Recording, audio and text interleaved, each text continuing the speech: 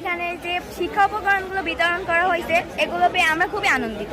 অনেক খুশি, এটা আমাদের শিক্ষা উপকরণে অনেক সহযোগিতা করবে। আমি প্রথমত খুবই আনন্দিত এই ধরনের একটা প্রোগ্রামে উপস্থিত থাকতে পেরে, যেটা কিনা বাচ্চাদের শিক্ষা অর্জনের জন্য একটা অনুপ্রেরণা হিসেবে কাজ করে। আমি আশা করি এই স্কুলের শিক্ষার্থীদের জন্য বিআইপিসিএল এর পক্ষ থেকে অতি নগণ্য একটা উপহার হয়তো একটা ভালো অনুপ্রেরণা হিসেবে কাজ করবে। তাদের শেষে আমি একটি কথা বলতে চাই যে তোমাদের এই শুনছো সবাই, ঠিক আছে?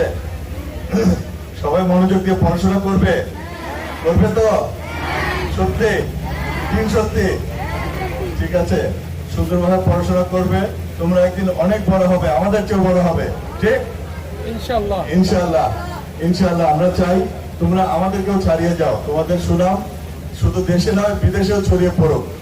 এবং এটা তোমার শুধু নিজের না, তোমার বাবা মায়ের জন্য এটা সম্মানের, এলাকার জন্য সম্মানের, দেশের জন্য গর্বের।